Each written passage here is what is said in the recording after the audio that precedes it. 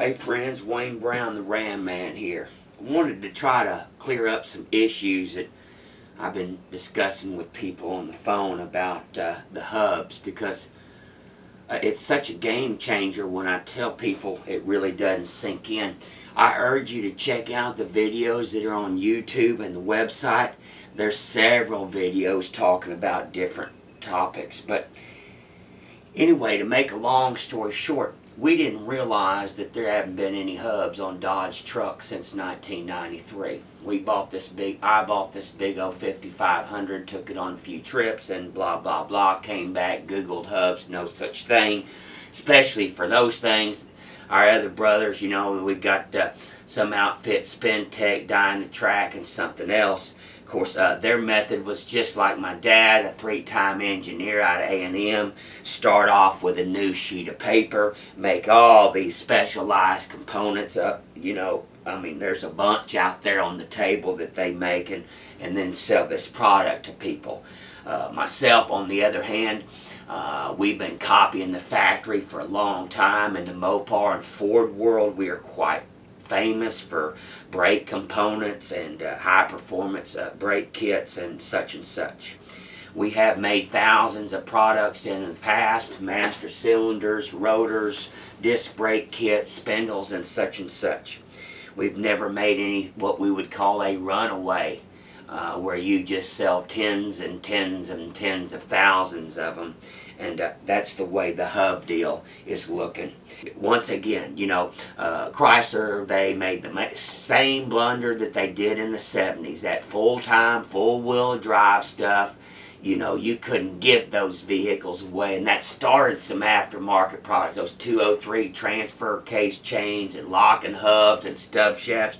It got started then, and it's really sad. We do have connections with Chrysler. As a matter of fact, 2 years ago, I was sitting down and I had dinner with the director of marketing for Mopar, and the year before that, I had dinner and lunch with Tom Hoover, the father of the Hemi engine, which has now died. But anyway, Chrysler believes that the end user is too damn lazy to exit the vehicle and turn some hubs. Therefore, they keep farting around with in the chassis things. Axle disconnects, this type fails and goes bad, we're going to make another one, it's a blunder. Anyway, here we go. So, the gear and the thrust bushing. The thrust bushing goes in the back of the hub. It's just held in by a clip. So, once you've done that, it just all bolts together. Here's our stub shaft.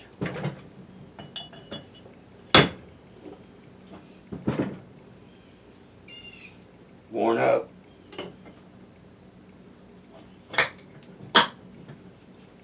Voila, you're finished. Did you see that, my friends? So, not only can you not fault the design because it's out there by the hundreds and hundreds of thousands and they've been using it since 1999. Number two, you cannot fault the components. This right here is a Timken tapered roller bearing. The finest component that you can buy. And then on top of that, you take the fact that they are greasable right here through the ABS port with a simple grease gun. There's not much you can find fault with, so you stop all the wear and tear, and that stops the bearing from getting beat to smithereens from the inside. See, that's the problem, friends. That the rotational load and our bearings are getting beat to smithereens from the inside. Therefore, double the load, therefore half the life. It's very simple. So you get rid of all that wear and tear, and then you've got a Timken bearing on top of that, and a greasable Timken bearing on top of that. My friends, it's not going to wear out. The only reason it's going to wear out pure negligence. Now, we come in at $16.95, shipped to the door, because we wanted to be just as reasonable as possible. Other thing is, people are talking about, do these things stick out? No, they don't stick out because they're factory pieces. You can go look at a Ford. Matter of fact, on the other bearing, on most of them, you can put the hubcap back on and go stealth.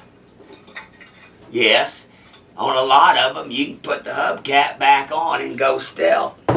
Or they just happen to have the little cutout in there. You can take your little tool and cut that out. Or, all right, my friends, that is the quick class on the 4500, the 5500. That's the facts. Now all you have to do is make the decision. You decide. God bless you. God bless America, because we sure do need a lot of help.